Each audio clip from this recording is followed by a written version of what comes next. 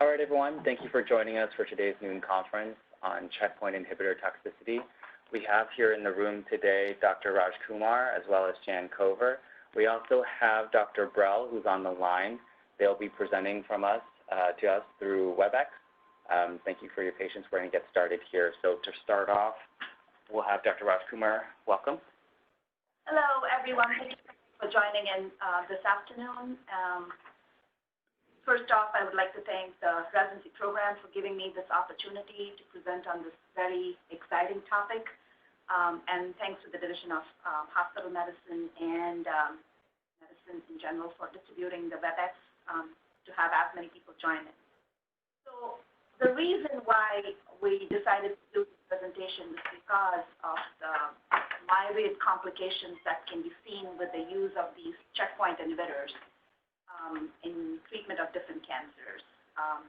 Since I started here almost about a year ago, from my working on 10C, which is the cancer floor, I have seen innumerable number of patients that come in with these complications. And I thought it's a good idea to kind of make everyone aware of what we can expect to see when patients are on these special medicines.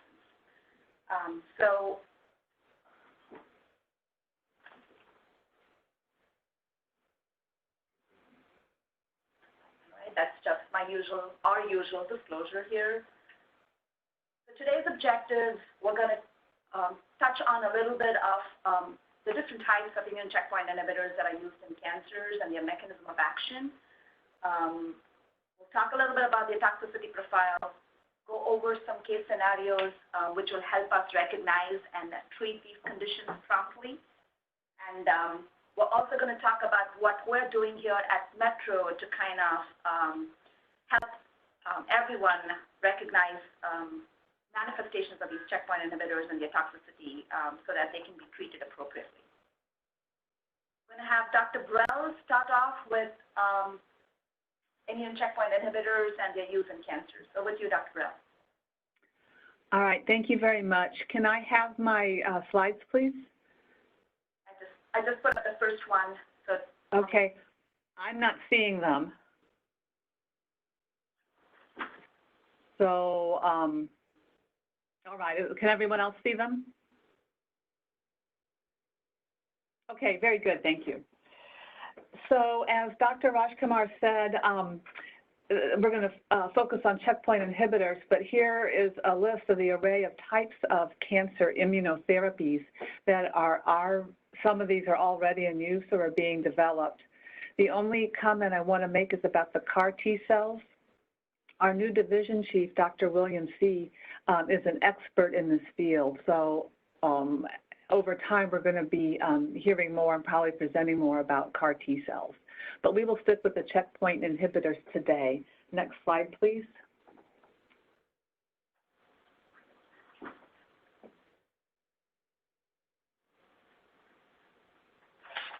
Okay, the immune system, to remind everyone, is made up of innate immunity and adaptive immunity. Innate is pretty quick, and it's obviously our skin and bone marrow products, which can mobilize immediately. And then adaptive immunity is where we develop lymphocytes, antibodies from B lymphocytes, and we're going to focus on the T lymphocytes today. Next slide, please. As a reminder, the immune system is usually what we say resting, but it's not really resting. It's constantly surveying for non-self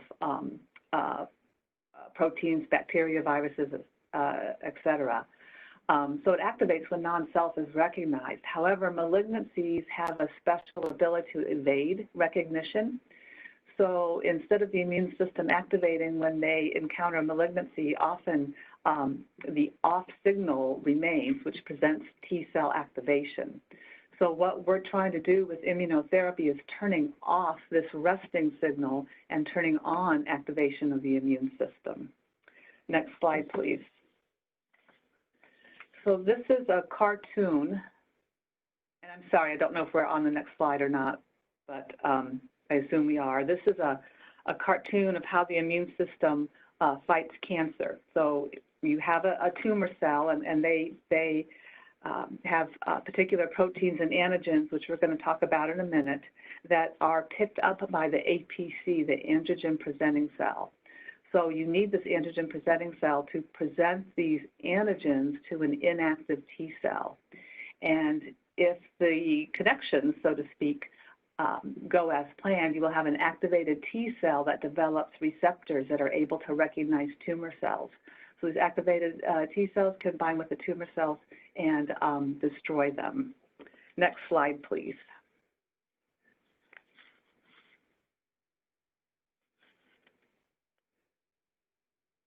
So the most important part of the system is initiating this T cell activation, and that is the antigen-presenting cells. So these can be any cells. They can most commonly be dendritic cells, macrophages, or even be lymphocytes. But they are the controller of the whole process of T cell activation. Next slide, please. Also, we need to, in reviewing the function of the APC, or antigen-presenting cell, I need to remind you about the major histocompatibility complex, which is a very, very important regulator of adaptive immunity. So class 1 MHC genes are more ubiquitous. We're going to focus on class 2 genes, and they're responsible for encoding the proteins that are expressed on these antigen-presenting cells.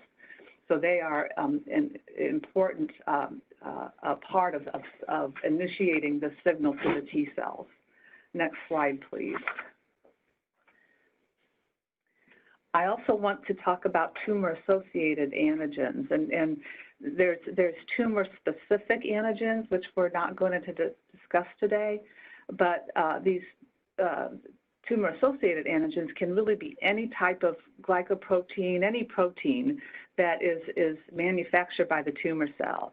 And they can be anywhere within the tumor cell. They can be internal, they can be expressed on the receptor, and they can also be secreted into the blood system. But what's important about these tumor antigens is that they are more likely to be expressed on the tumors as opposed to normal tissues from where the tumors specifically came from.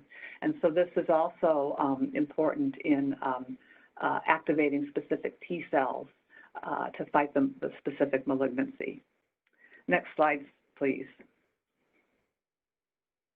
So to put this all together, here's a dendritic cell or an antigen-presenting cell. And the pathogen, which could be anything, but in our case is a tumor or tumor antigens, ends up being phagocytized by the dendritic cell. These are then placed into a vesicle, and then these pathogens are, lysosomes are activated to open up the antigen, and the antigens bind with the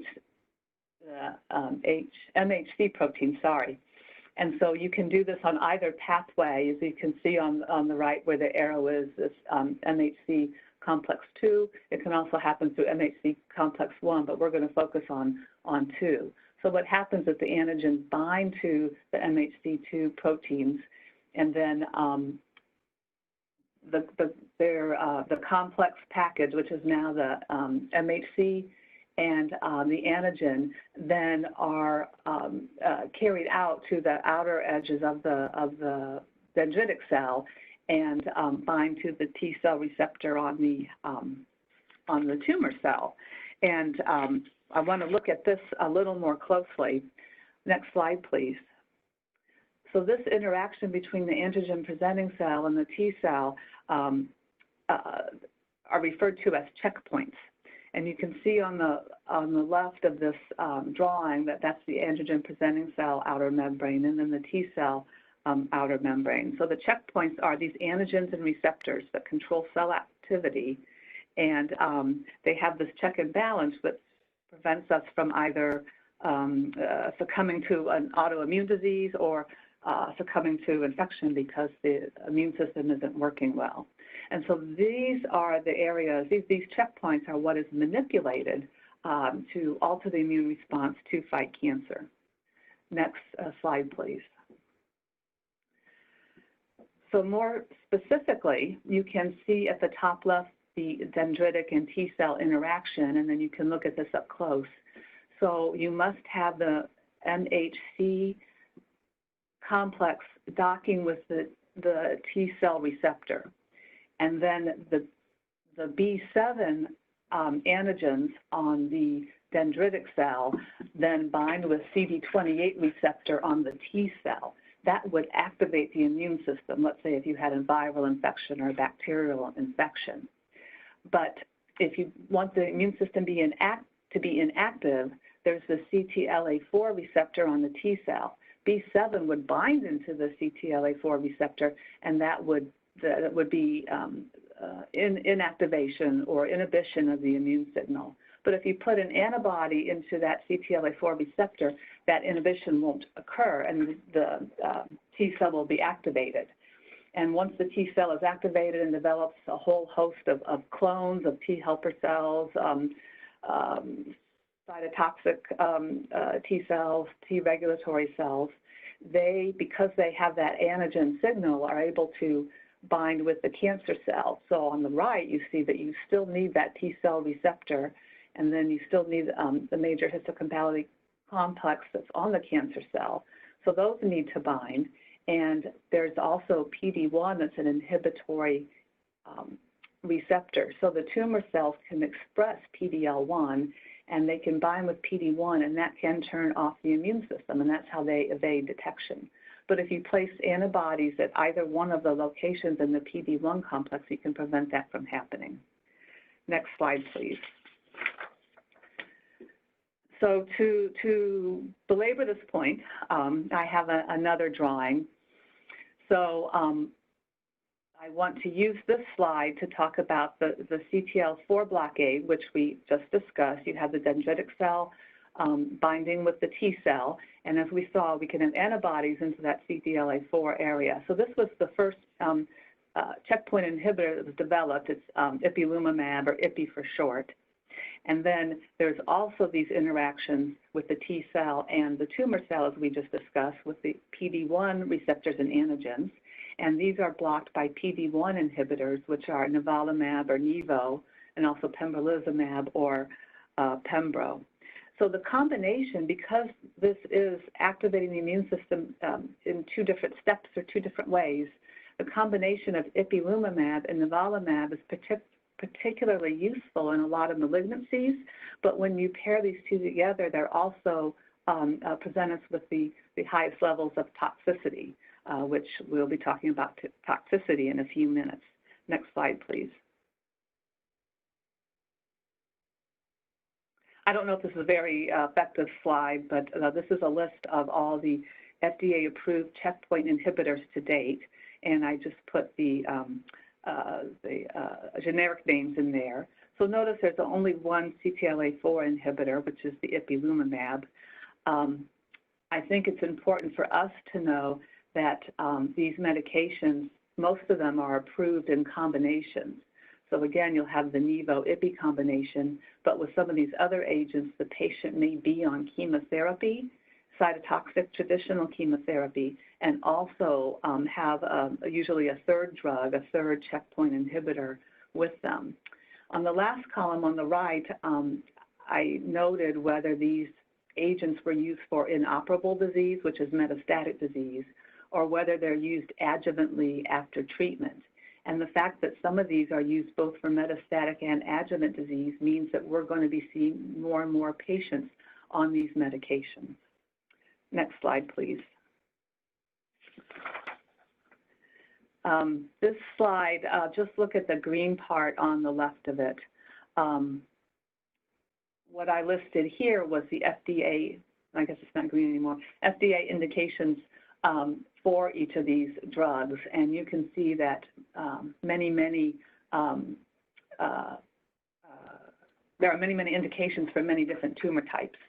So melanoma, Merkel cell, cutaneous squamous cell carcinoma of the skin, but also very common tumors such as non-small cell lung carcinoma, small cell lung carcinoma, gastric carcinoma, and the urothelial malignancies. And when I talk about first line, we're asking, is this medication used as the initial treatment for metastatic malignancy? And you can see for many of these diseases that immunotherapy would be the first type of treatment, either alone or in combination, that these patients would get. So for instance, in melanoma, we don't use cytotoxic chemotherapy until we have run out of all other options. So the first-line therapy is definitely immunotherapy. For lung cancer, it's immunotherapy plus chemotherapy as first line. And there are nuances about which patients are appropriate for these, and we're not going to get into that. For renal cell carcinoma, the combination of ipi/nivo is first line. So again, my point is that we're going to see more and more of these patients, and then even though the adverse effects may not be too common, because we're seeing more patients on these drugs, we're going to see more adverse effects. Next slide, please.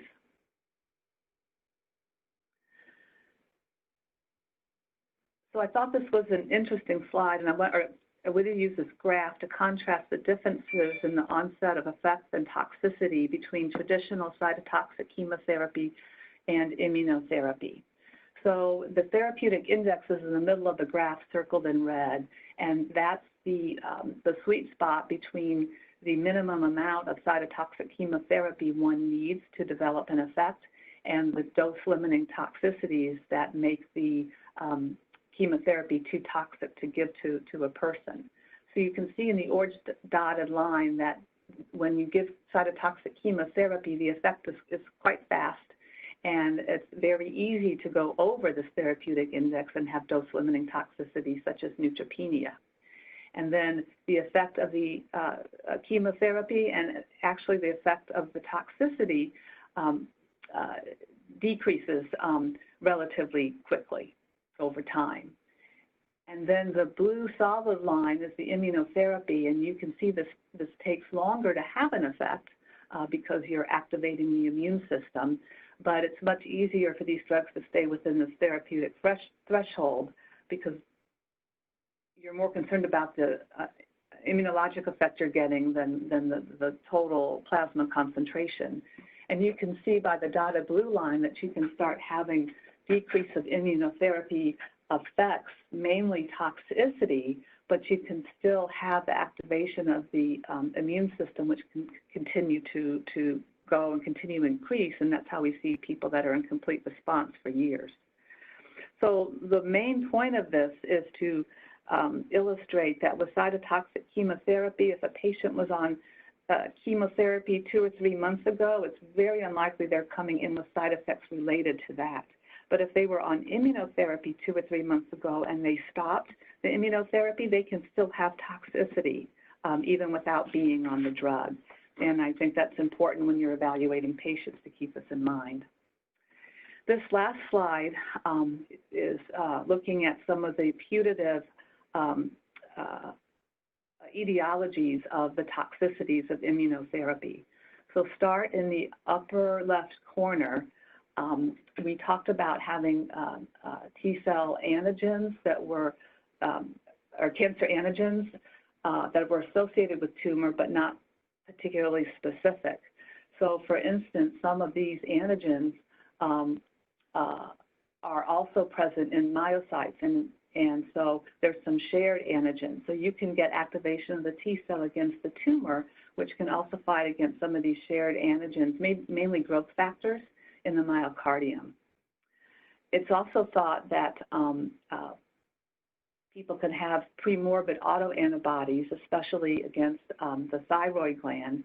And so then when you add increased activation of T cells, that could lead to immune changes of the thyroid gland causing hyperthyroidism, which eventually leads to hypothyroidism.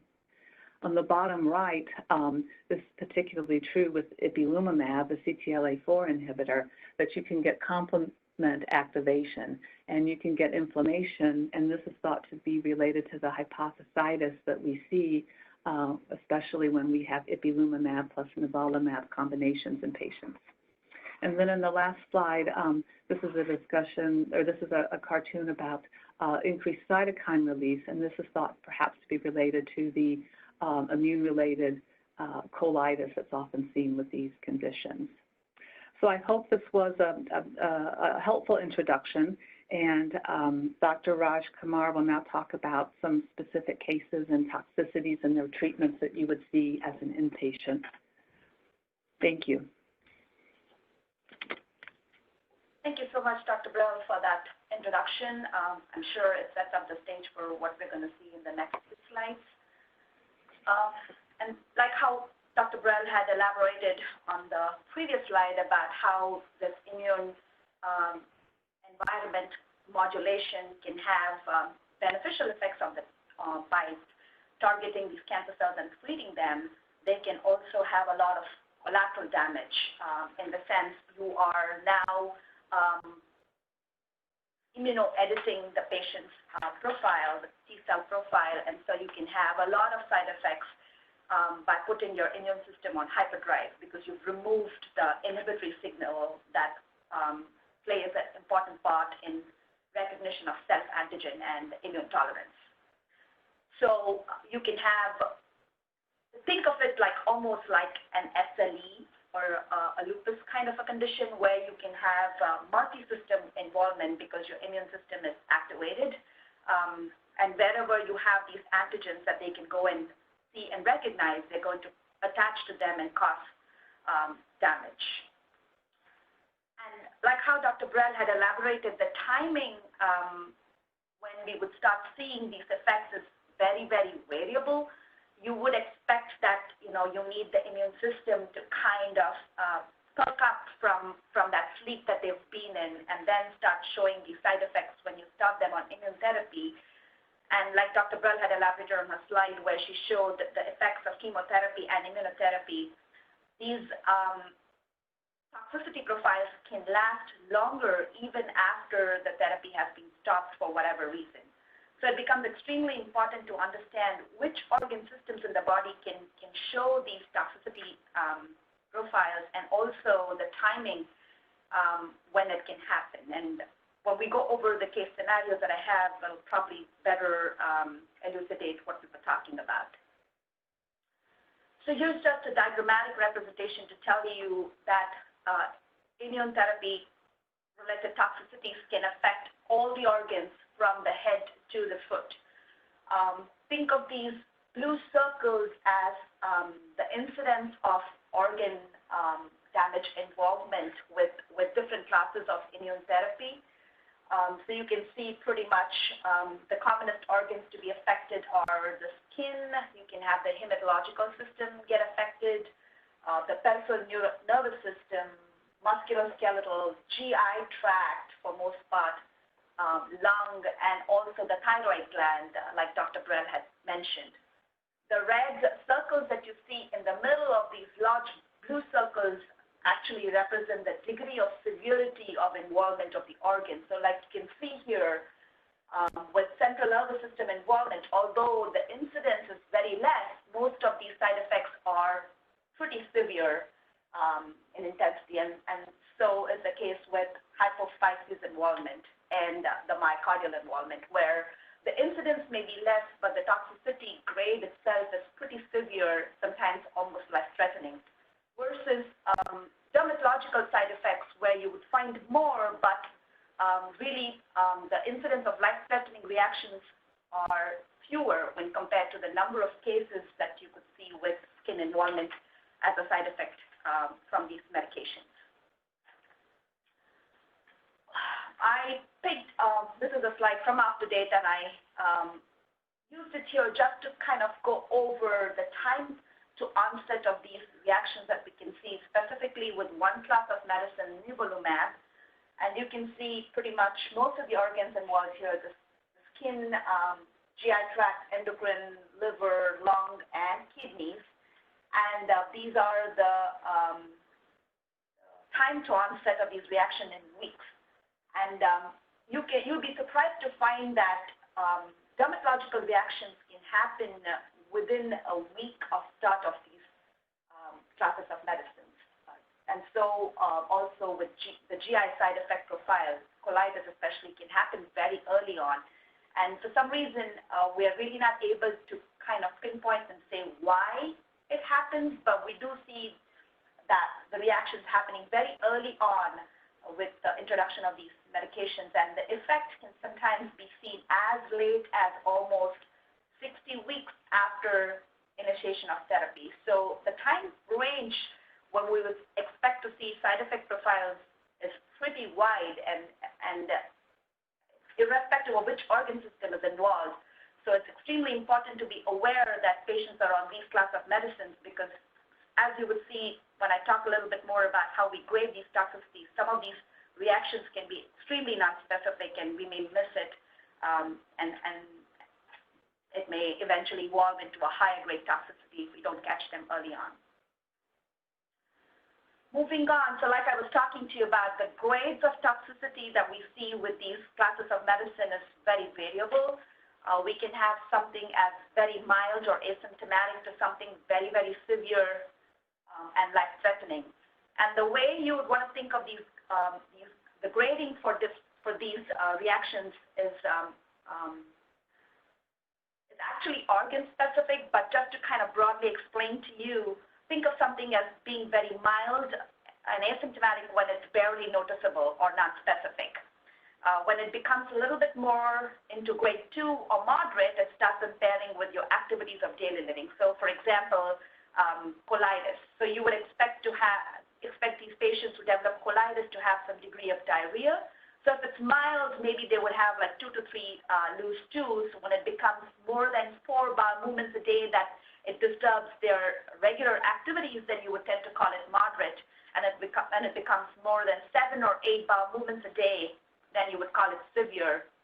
And if it requires hospitalization for, complications that arise from severe diarrhea, then it becomes grade 4. So in simple terms, you would want to think of grade 1 reactions as something which you would see in an outpatient basis. Grade 1 and grade 2 would be something that you would see on a regular basis in the outpatient scenarios, versus grade 3 and 4, which you are more likely to encounter in hospitalized patients, which is what we'll be focusing on in today's talk.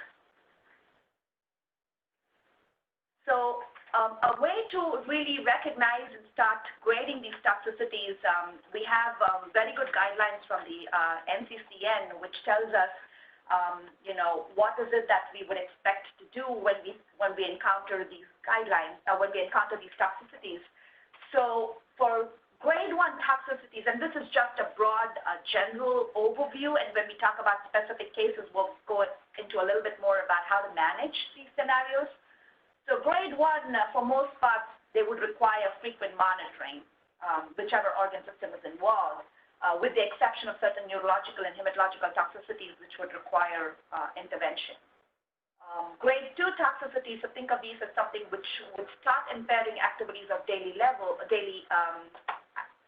living, and then you would think that, for these patients that exhibit grade 2 toxicities, you would have to check on them more frequently. At this point, you would also consider withholding immunotherapy. And then you would wait for these symptoms to either resolve to level 1 to reintroduce the therapy, or consider starting them on steroids to prevent progression. When you start seeing grade 3 toxicities and grade 4, these are patients that are really, really sick, that are probably hospitalized because of the underlying organ involvement. You should definitely stop immunotherapy and then think of starting them on high-dose steroids. The recommended steroid is usually, either prednisone or solumedrol, depending on the route of administration, and the dose would vary anywhere from 0.5 to 1 or 1 to 2 milligram per kilogram body weight. You would check to see how the patients are doing once they're initiated on steroids, see if they're responding and if their symptoms are abating. And if not, the next steps become escalating them to like steroid-sparing therapies, which you would use for any other rheumatological conditions like TNF-alpha-1 inhibitors or mycophenolate mofetil, which again we'll be talking about in a little bit with specific case scenarios. So the bottom line is, when you start recognizing these side effects, you would have to, step in immediately, consider whether immunotherapy needs to be suspended or stopped, and then also think about starting them on anti-inflammatory, potent anti-inflammatory, and here you would think of steroids as your first-line medication. You would also want to consult with your clinical specialties depending on which organ system is involved to get them to be involved in the care of this patient. For example, if you start seeing hypophysitis, you would want to have an endocrinology consult. If you have patients exhibiting pneumonitis, you would want to have pulmonology. When you start seeing GI side effects, you would want your GI colleagues involved earlier on in the treatment of these patients because the treatment for these conditions can be prolonged. So let's start looking at some specific case scenarios, which I have collected from most of the patients at Metro over this last year. So the first patient here, the 66-year-old Caucasian male who was currently being treated for malignant melanoma, he was receiving this combination therapy with ipilimumab, which is a CTLA-4 antibody, and nivolumab, which is the PD-L1 inhibitor. This patient presented with generalized weakness and shortness of breath. So the initial diagnosis was pneumonia, community-acquired pneumonia, based on chest X-ray findings. So this patient was admitted to the oncology floor and started on broad-spectrum antibiotics for pneumonia. And through his hospital course, day 3 of hospital admission, he started complaining of intense headache. And when we probed a little further, we found that this patient had been having headaches on and off since the start of immunotherapy. So automatically you wonder, this patient has melanoma, is complaining of headaches, so you'd want to get imaging, which is what we did. We ordered an MRI of the brain to make sure that there was no metastatic foci in the brain, which is causing the headaches. Before we go into the MRI imaging, these are the labs from the day of admission through the hospital course of this patient. And you can see some things which should alert us to thinking something, there may be more than one organ system which may be involved. So look at the sodium numbers here. Sodium of 127, 126, definitely in the hyponatremia range. By day 3, this patient was also developing some hypotension, and we thought probably he was going into full-blown sepsis from the pneumonia. However, the morning labs on the day that we got the MRI showed hyperkalemia. So here we have a patient that is admitted for pneumonia, is becoming a little hypotensive, is having an elevated potassium levels, and has been having a low sodium level for a little bit. So these should alert us to thinking that there are other systems that are probably involved. So this is the MRI that we got, and I'm not sure if you can really appreciate what I'm trying to point out here, but this is a sagittal image, and this is the pituitary gland right here. This is not the actual sequence which would show you the flare that I was expecting to capture, but the radiologist read this. This is definitely an enlarged pituitary. It's about 1.2 centimeters, which is really normal. But there was also hyperintensity that he noted around the pituitary gland and involving the pituitary stalk and the infundibulum. So they called it possible inflammatory / metastatic involvement of the pituitary. So based on the lab findings and what we saw on imaging, made us think what could be going on, and we got in touch with the oncologist and read up a little bit more. And it seems like the combination of ipilimumab and the nivolumab that the patient was on for the melanoma puts them at a very high risk of developing hypophysitis. So right away we got endocrinology involved. We got labs, which of course shows a really low TSH as compared to the baseline, a random cortisol level that's extremely low. We also got other labs which we would do for any patient with hypophysitis. I just put up the ones that were strikingly abnormal here. So we have insulin-like growth factor, which is low, and testosterone, again, which was low. So all this pointed towards hypophysitis of extreme degree. And so we immediately started this patient on high-dose steroids and started replacing the hormones that were low here, essentially synthroid for the low TSH and testosterone. Endocrine also recommended starting this patient on hydrocortisone once the steroids were tapered down to physiological levels. And this patient followed up with endocrinology and oncology. Immunotherapy was suspended permanently because of this grade 4 severe toxicity.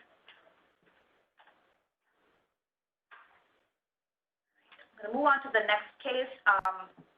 We can hold on to the questions that we may have from any of these cases for want of time because I want to get through all the case scenarios. So I'm going to go on with the second case here. So this is another patient with melanoma, a 32-year-old young man who was initially diagnosed with melanoma in his right parotid gland, which was resected. He was treated with interferon treatment in an outside hospital and then followed up here and was started on ipilimumab and nivolumab. Through the course of his treatment, he was noted to have increased liver function tests, almost 7 times more than upper limit of normal, and this was on his routine oncology follow-up visits. So he was started on prednisone, considering that this patient probably had hepatitis from the immunotherapy, but on serial evaluations, his LFTs continued to climb. And so he was admitted to the hospital for need for GI consult and to determine if we needed to step up his treatment. So here are his LFTs, and you can see the timeline here. So this was probably prior to start of immunotherapy, and this was within a few days of starting treatment. And as you can notice, the AST and ALT seem to be steeply climbing. This was probably about the time that he got started on steroids. And despite being on prednisone, 1 milligram per kilogram body weight, the LFTs continued to rise to almost, 20, 30-fold normal. And this was the point that he came to the hospital. So GI was consulted. The patient, they were wondering whether we needed to do a liver biopsy. We ordered the full workup for anybody with transaminase elevation, including the entire hepatitis profile. The GI specialists were inclining to think that this was probably what they thought was DILI or drug-induced liver injury versus side effects from immunotherapy. So because the patient was on prednisone, we increased the dose to solumedrol. We started him on 2 milligrams per kilogram body weight. And despite doing that for almost a week, the LFTs continued to remain high. And then we started to notice a small downtrend, and the patient was frustrated being in the hospital for this long. So we discharged him with follow-up with his oncologist. I'm going to have Dr. Brell say a couple of words about what happened after this because she followed up with this patient as an outpatient. Dr. Brell? Sure. So the patient's LFTs were starting to decrease, but just very, very slowly, not the response we wanted, and they plateaued.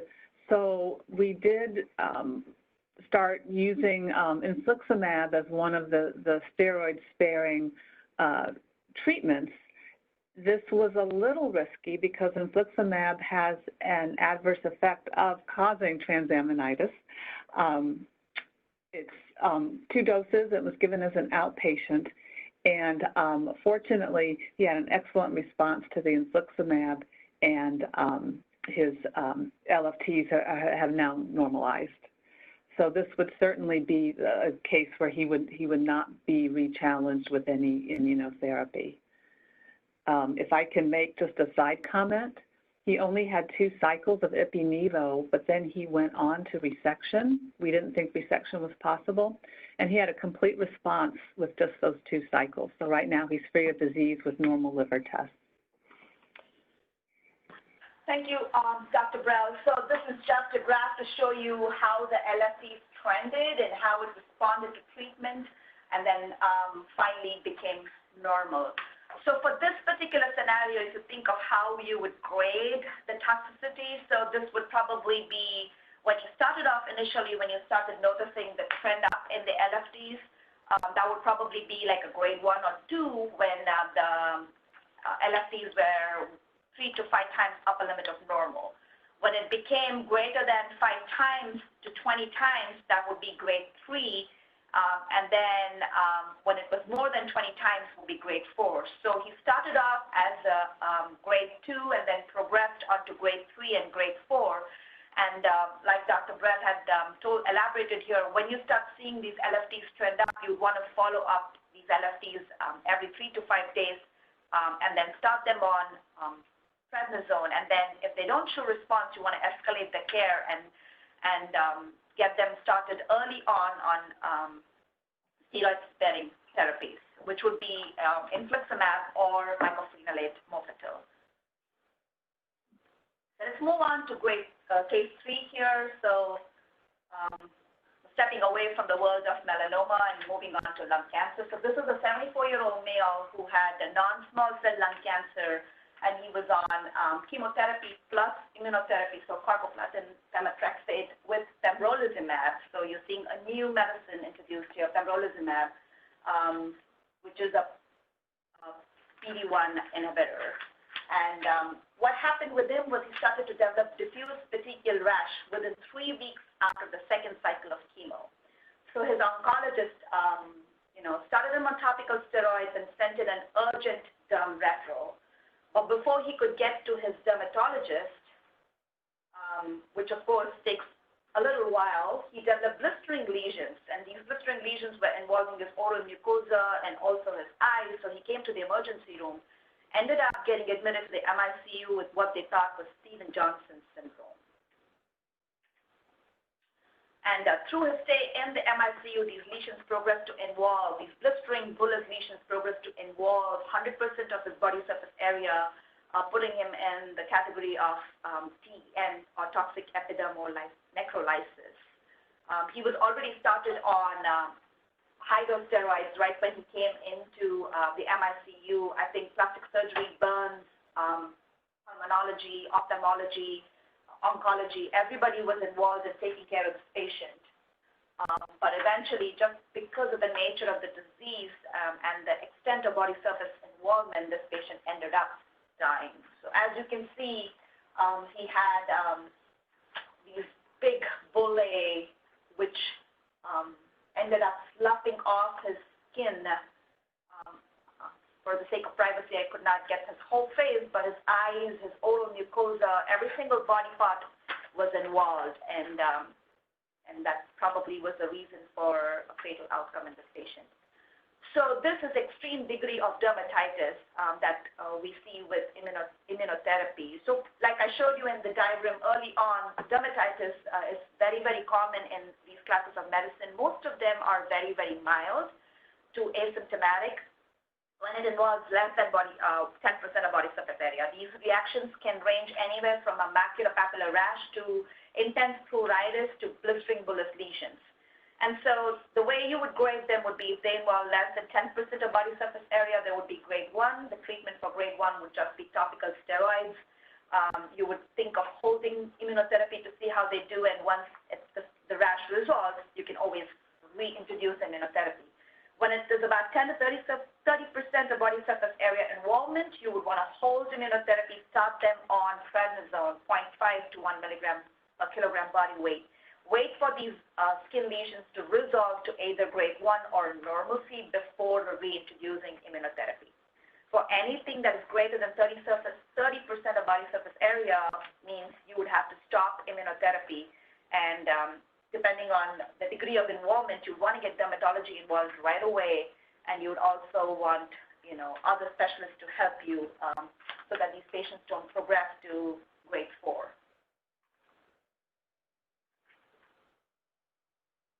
So the next case that we have here is another lung cancer patient. This was a stage 4 squamous cell lung cancer, and excuse me for introducing this jargon here. We call this tumor proportion score, which which the oncologist would recognize as the percentage of tumor cells which are positive for this PDL expression. And it becomes important because that helps the oncologist determine whether these patients can be treated with immunotherapy as first line. So because of the fact that this patient had 95% of his tumor cells express this PDL antigen, this patient started on pembrolizumab.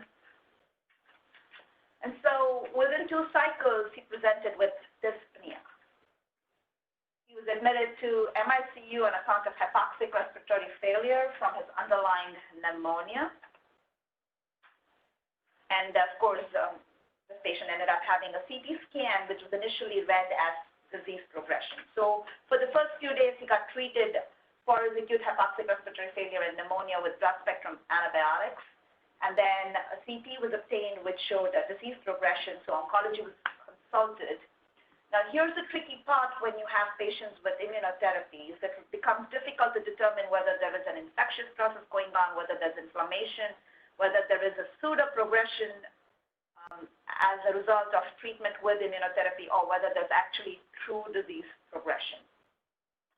So this is a chest X-ray which was taken on admission, which shows bilateral opacities concerning. Again, I apologize if this doesn't come across really well, but there are diffuse infiltrates at the bases and also scattered ground glass opacities that you can see covering both lung fields. So this patient was treated for pneumonia, and then a CT scan which showed multiple nodules which had increased in size as compared to the previous one, which was the reason why the radiologist read it as disease progression.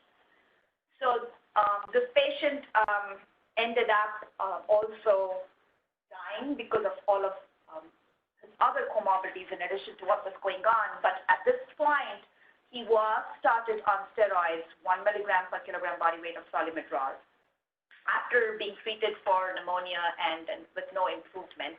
And when oncologist was consulted, and they had considered that this could probably represent pneumonitis from immunotherapy use. So how would you grade lung involvement with immunotherapy? So grade 1 usually involves less than 25% restricted to one lobe of the lung. When it becomes grade 2, the patient starts exhibiting side effects which are more severe and which compromise the activities of daily living. So they experience shortness of breath, chest pain, cough, fever. Some of these patients, if they're already on oxygen, may have increased oxygen requirement. When it becomes grade 3 and 4, usually the lung involvement is more than 50%. It could be limited to one lung field or both. And these patients definitely will have high oxygen requirements, end up in the hospital, either in the MICU or on a step-down unit with impending respiratory failure. So the way you would approach this patient is that you would first want to make sure that this does not represent an infectious process. In today's day and age, when you start looking at bilateral ground glass infiltrate, somebody with cough and fever, you would want to make sure there is no viral infection, especially COVID-19. So you would obtain respiratory panel, you would send out all the sputum cultures, you would make sure that you have pulmonology involved if they are. There is a role for bronchoalveolar lavage.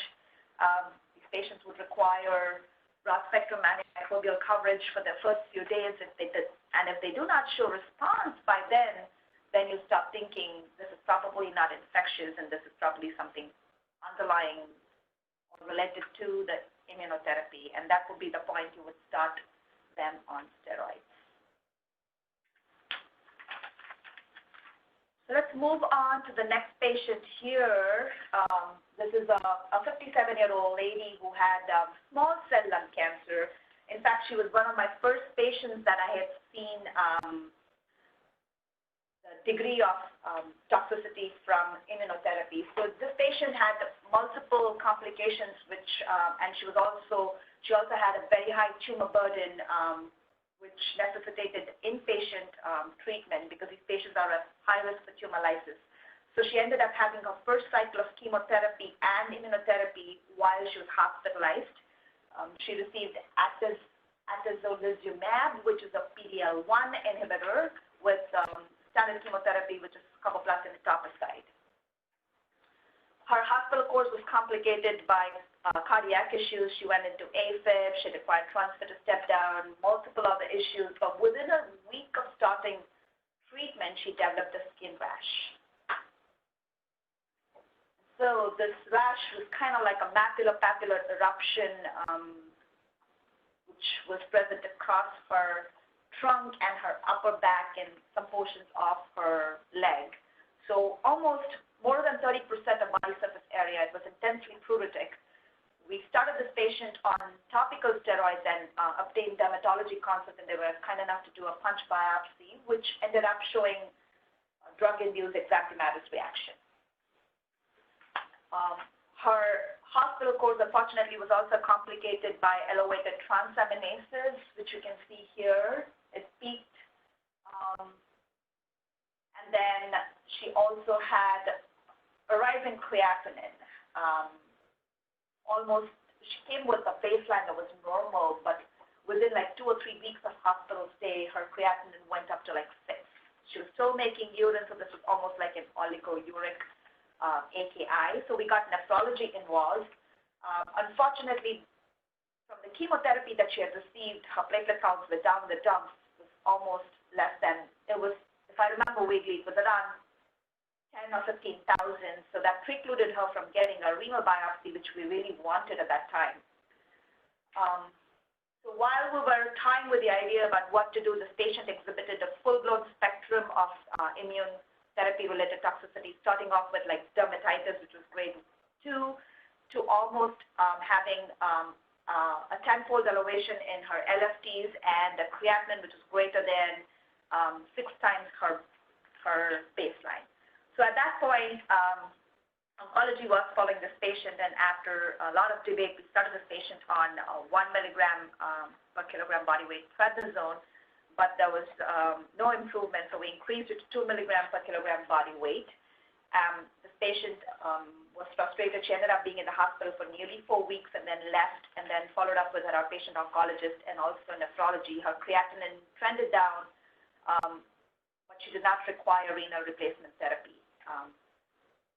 This was her CT scan initially. You see the large mass here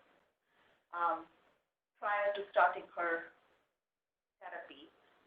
And this was right after her first follow-up visit with her oncologist. The same field, and you can see a dramatic resolution in the size of the tumor.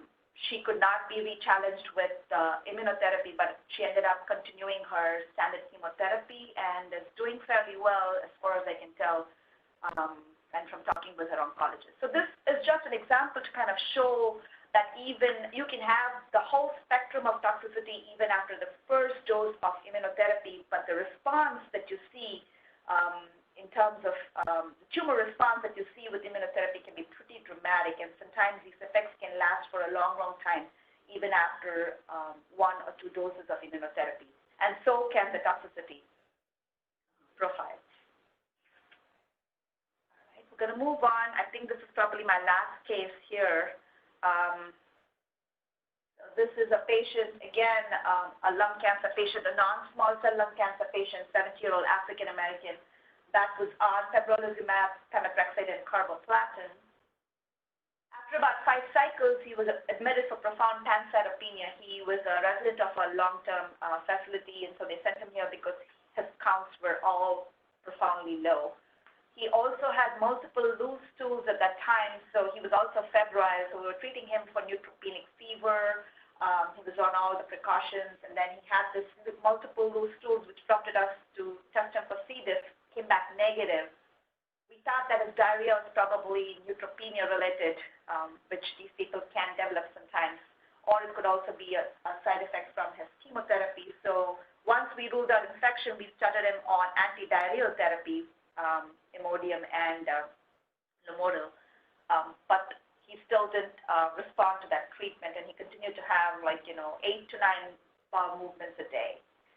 So we consulted oncology. We started him on prednisone, and then his diarrhea improved and he got discharged to a skilled facility. We started him on prednisone on the assumption that we had ruled out infection and that we had treated him appropriately for his for what we thought was neutropenic enterocolitis, and he did not show the response that we expected.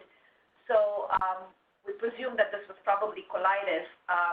We had GI involved, but I blanked out. I can't remember exactly why we could not get any colonoscopy. My guess is because his counts were still low, and so, GI was a little hesitant about performing colonoscopy. But we started him on steroids, and his diarrhea improved, so we discharged him back to his assisted living facility.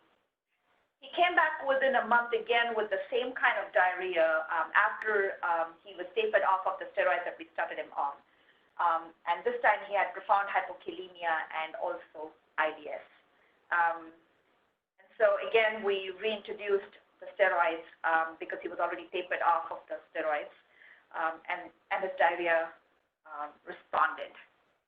So I think just kind of grading his toxicity levels, this patient had, when he came in to see us, he probably was already a grade 3 because he was having about more than 6 bowel movements a day. So mild cases, grade 1 would be when the patient just had abdominal pain, bloating, lesser than 4 bowel movements a day. Moderate would be 4 to 6 bowel movements a day. Anything greater than 6 bowel movements a day, which impairs activities of daily living, would be grade 3 or 4. The ones that require hospitalization for IV fluid resuscitation and electrolyte replacements, and those who develop IBS would probably be grade 4. This is just a picture that I stole from UpToDate again, just to kind of show you what we would have seen on colonoscopy had we obtained at the time of presentation, and if a biopsy could have been done, you would find that the colon is studded with these inflammatory cells. So this is one condition where potentially if the patient did not show the expected response with steroid, we could try anti-inflammatory. If you remember the picture from what Dr. Brad had showed, this would probably be a patient with who would have benefited from infliximab. So the important things here is to identify when a patient is having these immune therapy-related adverse effects, to get oncology and other specialists involved early on, learn to grade these toxicities, start steroids ASAP, and if you don't see response to steroids, consider steroid-sparing therapy. Reintroduction of immunotherapy is entirely at the discretion of the oncologist. If these patients experience very severe side effects, grade 3 and 4, it probably, would be a big no to restarting the immunotherapy. I'm going to leave the last few minutes for Jan so she can tell us what we're doing here at Metro. So I'd just like to thank my colleagues for a great review of the checkpoint inhibitors and their role in cancer and potentially their collateral damage. Initially, pharmacy completed a review of patients on checkpoint inhibitors admitted to Metro Health. Those that exhibited symptoms consistent with immune-related adverse events were reviewed to determine if the management followed national public guidelines. And based on this data, we identified several areas where we could potentially improve the quality of our care. So we developed an action plan. And one of the first things that we decided to put in place is a patient-provided wallet card. This initiative was actually developed by the Oncology Nursing Society. It allows patients to provide these cards on admission to alert providers of the potential to consider immune-related adverse events as a admission differential for their patients. The second activity that we decided to implement was an admission alert, and this would be an alert that is pulled in on the admission orders to identify patients that are receiving one of the FDA-approved checkpoint inhibitors. This would then lend the team to be able to investigate further as to whether this immune therapy was actually causing the reason for admission. And I've listed, again, those immune checkpoint inhibitors that are currently on the market. Next is implemented will be a consult alert, and this will fire on admission, and it is something that states that the patient is on an immune checkpoint inhibitor, and we are hoping that that will allow people to consider the oncology consult team to assist the service in prompt identification and to help direct the treatment as required for these immune therapies. And lastly, an order set bill for toxicity management is being put in place. The management is by toxicity grade using the NCI common toxicity criteria. This that will provide dosing of various immune suppressants, such as the steroids that were mentioned, suggested labs, supportive therapies, and also other options for immunosuppression.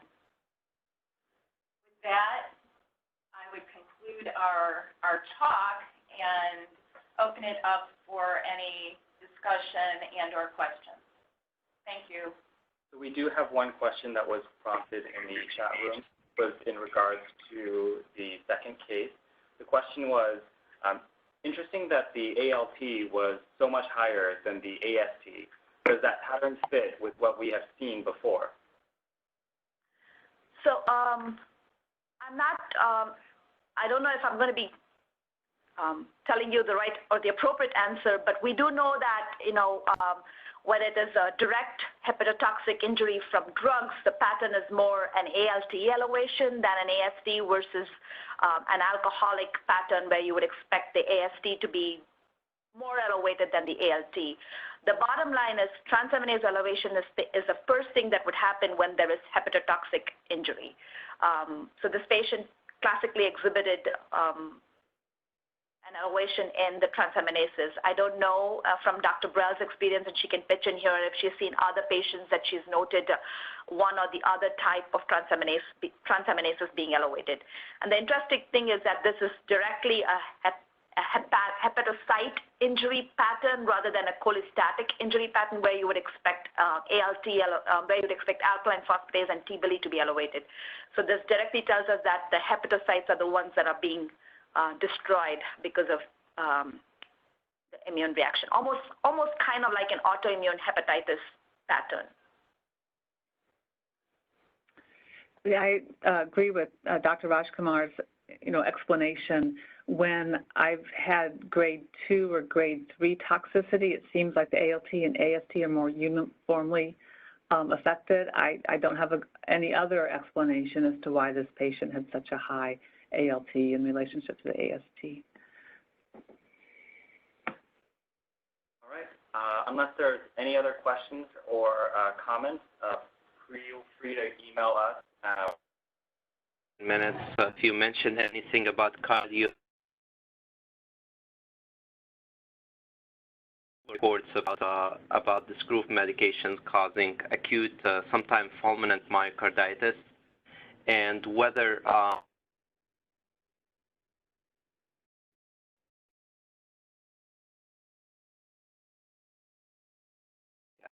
we have for cardiac explanations. So I'll tell you what the common practice right now.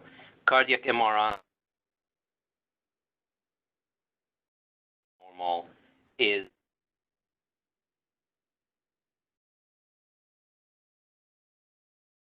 getting a cardiac MRI on those diagnoses. That's why I'm asking you whether in the oncology community you're getting an echo.